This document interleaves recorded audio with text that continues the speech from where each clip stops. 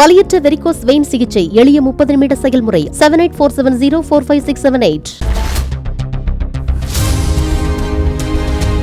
வரும் ஜூன் 9 நடைபெறுகிறது VAO இளநிலை உதவியாளர் உள்ளிட்ட 6244 பணியிடங்களுக்கான குரூப் 4 தேர்வு. ஆன்லைனில் விண்ணப்பிக்க பிப்ரவரி 28 கடைசி நாள் என அறிவிப்பு.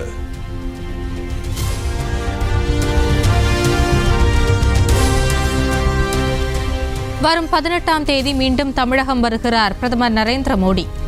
திருப்பூர் மாவட்டம் பல்லடத்தில் பாஜக மாநில தலைவர் அண்ணாமலையின் யாத்திரை நிறைவு விழாவில் பங்கேற்கிறார்.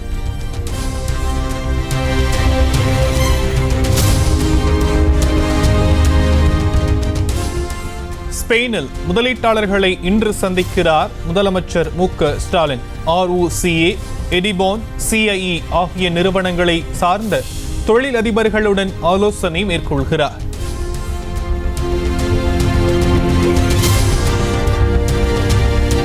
தமிழகத்தில் மதுபானங்களின் மீதான கலால் வரி உயர்த்தப்பட்டதால் டாஸ்மாக் மதுபானங்கள் விலை உயர்வு. நாளை மறுநாள் முதல் விலை உயர்வு அமலுக்கு வரும் என்று டாஸ்மாக் நிர்வாகம் அறிவிப்பு.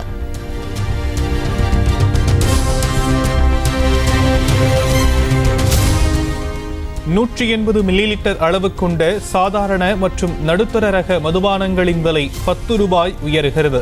650 ml அளவு கொண்ட பீர் வகைகளின் விலையும் ₹10 அதிகரிப்பு.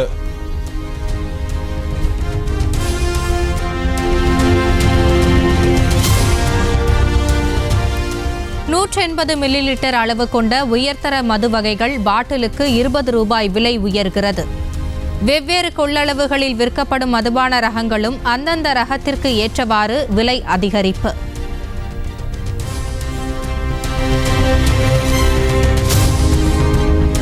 தென் மாவட்டங்களுக்கு செல்லும் TNSTC உள்ளிட்ட அனைத்து பேருந்துகளும் இன்று முதல் கிளாம்பாக்கத்திலிருந்து இயக்கும். கோயம்பேடிலிருந்து பேருந்துகள் இயக்கப்படாது என்றும் திட்டவட்டம்.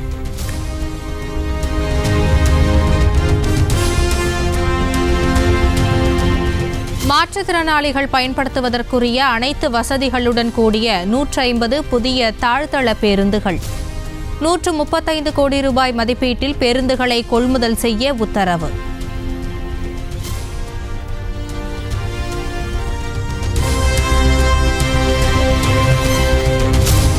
அனைத்து மாவட்ட தலைநகரங்களிலும் இன்று ஜாட்கோ ஜியோ அமைப்பினர் போராட்டம். பழைய ஓய்வூதிய திட்டத்தை அமல்படுத்துதல் உள்ளிட்ட பல்வேறு கோரிக்கைகள் வலியுறுத்தல்.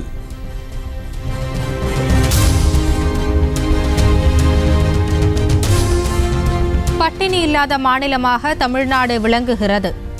பல கிராமங்கள் வறுமையில் இருப்பதாக கூறிய ஆளுநர் R.N. ரவிக்கு சபாநாயகர் அப்பாவு பதில்.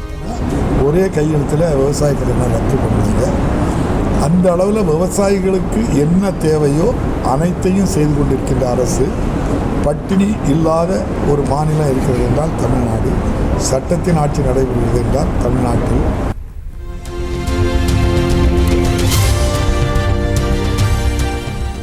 தமிழ்நாட்டில் பிரதமரின் வீடு கட்டும் திட்டம் சரியாக செயல்படுத்தவில்லை என்று ஆளுநர் குற்றஞ்சாட்டியதற்கு அமைச்சர் I. பெரியசாமி விளக்கம். மத்திய அரசு ஒப்புதல் அளிக்காத காரணத்தினால் வெண்மணி போன்ற ஊராட்சிகளுக்கு இத்திட்டத்தின் கீழ் தேவைக்கு ஏற்ப வீடுகள் வழங்க இயலவில்லை என பதில்.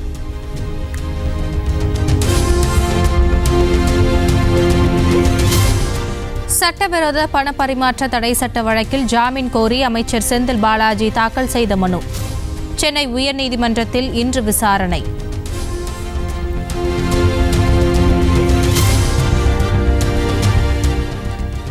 சசிகலா, TTV தினகரன் உட்பட அனைவரும் ஒன்றிணைந்து தேர்தல் களத்தில் நின்றால் அதிமுகவை யாராலும் வெல்ல முடியாது என O. பன்னீர்செல்வம் சூளுரை.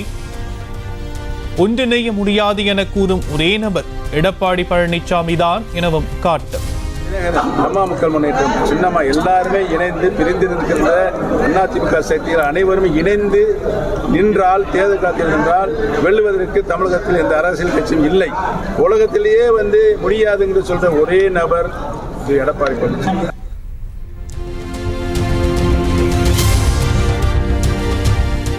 பழனிக்கு கூட காவடி தூக்குவோம், அண்ணாமலைக்கு காவடி தூக்க முடியாது. அடுத்த முதலமைச்சர் அண்ணாமலை என்று கூறியதால் தான் அதிமுக பாஜக உறவு முறிந்ததாக முன்னாள் அமைச்சர் திண்டுக்கல் சீனிவாசன் பேச்சு. நரேந்திர மோடி ஆனால் அடுத்த முதலமைச்சராக வருவதற்கு தகுதி அண்ணாமலை தான் அப்படின்னு கோஷம் கொடுத்தா நாங்கள் என்ன வேற கடையை அவங்க திருக்கிறோம். எல்லாம் நாங்களாம் தெரிஞ்சு மறுபடியும் அண்ணாமலை எடுத்து காவடி தூக்குறதுக்கு பழனிக்கு காவடி தூக்கலாம், எல்லாத்துக்கும் போகலாம்.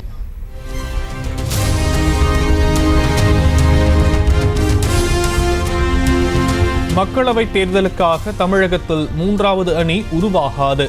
பாஜக ஒரு பொருட்டே கிடையாது எனவும் விசிக தலைவர் திருமாவளவன் கருத்து. பாஜக ஒரு போட்டியே கிடையாது தமிழ்நாட்டு அரசியலில். இங்கே இன்றைக்கும் திமுக அதிமுக என்கிற போட்டி நிலவுகிறது. திமுக கூட்டணி அதிமுக கூட்டணி என்றுதான் தமிழ்நாட்டிலே தேர்தல் களம் அமையும். பாஜக ஒரு பொருட்டே அல்ல. தமிழக 3வது அணி அமையாதா சார்?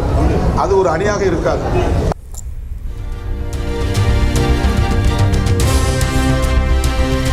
மக்களவைத் தேர்தலில் யாருடன் கூட்டணி வைக்கலாம் என்பது குறித்து பாமக இன்று ஆலோசனை. விழுப்புரம் மாவட்டம் தைலாபுரம் தோட்டத்தில் முக்கிய நிர்வாகிகளிடம் கருத்து கேட்கிறார் பாமக நிறுவனர் ராமதாஸ்.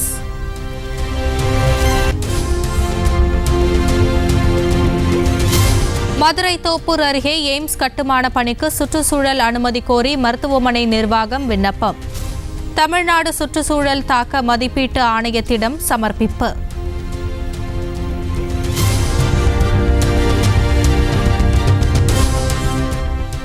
நாளை தொடங்க உள்ள நாடாளுமன்ற பட்ஜெட் கூட்டத்தொடருக்கு முன்னதாக டெல்லியில் இன்று அனைத்து கட்சி கூட்டத்திற்கு ஏற்பாடு. பெரும் எதிர்பார்ப்புக்கு மத்தியில் பிப்ரவரி 1ஆம் தேதி இடைக்கால பட்ஜெட்டை தாக்கல் செய்கிறார் மத்திய நிதியமைச்சர் நிர்மலா சீதாராமன்.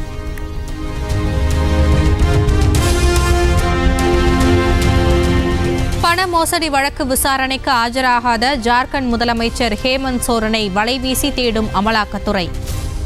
டெல்லியில் உள்ள வீட்டில் அதிகாரிகள் பல மணி நேரம் தேடியும் ஆள் இல்லாததால் ஏமாற்றத்துடன் திரும்பினர்.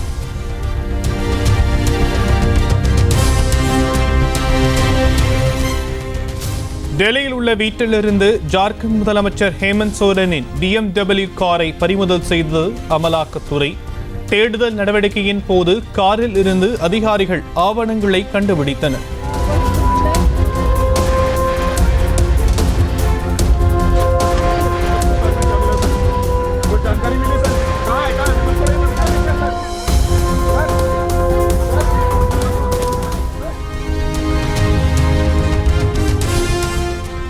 அமலாக்கத்துறை விசாரணை முடிந்து வீட்டிற்கு கிளம்பிய பீகார் முன்னாள் முதலமைச்சர் லாலு பிரசாத் யாதவ்.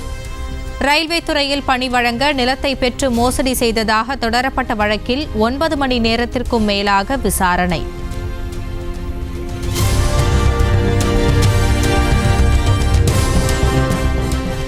அமெரிக்காவின் பர்டியூ பல்கலைக்கழகத்தில் படித்து வந்த இந்திய மாணவர் நீல் ஆச்சாரியா உயிரிழந்ததாக பல்கலைக்கழகம் அறிவிப்பு. காணாமல் போனதாக கூறப்பட்ட நிலையில் உயிரிழந்ததை உறுதி செய்தது பல்கலைக்கழகம்.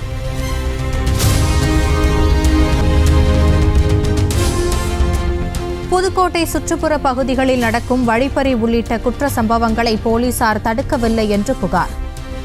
திருச்சி தஞ்சை தேசிய நெடுஞ்சாலையில் மரக்கிளைகளை வெட்டி போட்டு மக்கள் சாலை மறியல்.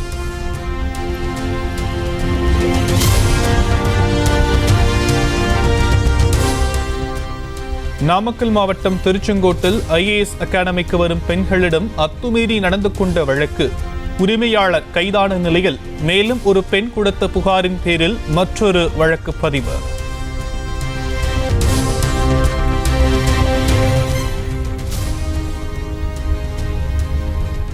மயிலாடுதுறை அருகே பூட்டி கிடக்கும் அரசு நேரடி நெல் கொள்முதல் நிலையம் முன்பாக விவசாயிகள் போராட்டம். கொள்முதல் நிலையம் திறக்கப்படாததால் வியாபாரிகளை வரவழைத்து குறைந்த விலைக்கு நெல் மூட்டைகளை விற்ற அவலம்.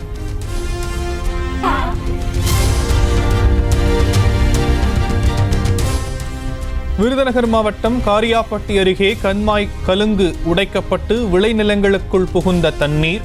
அறுவடைக்கு தயாராக இருந்த பயிர்கள் நீரில் முழுகி அழுகியதால் விவசாயிகள் கண்ணீர்.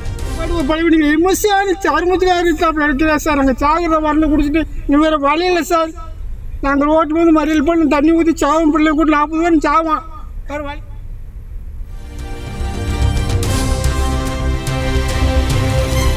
சென்னை அடுத்த தாம்பரத்தில் அமைச்சர்கள் அமர்வதற்கு பயன்படுத்தப்பட்ட இருக்கைகள் மாநகராட்சி அலுவலகத்திற்கு குப்பை வண்டியில் எடுத்து செல்லப்பட்டதால் அதிர்ச்சி. எங்கேருந்து வருது இது?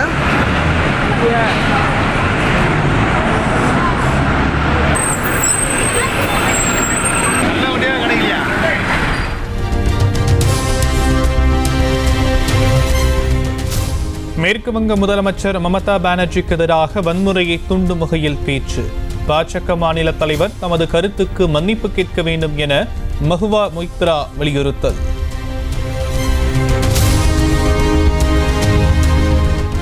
அயோத்திராமர் கோவில் திறப்பு விழாவில் கலந்து கொண்ட முஸ்லிம் மதகுருவுக்கு கொலை மிரட்டல். மதகுருவுக்கு எதிராக ஃபத்வா பிறப்பிக்கப்பட்டுள்ளதாகவும் தகவல்.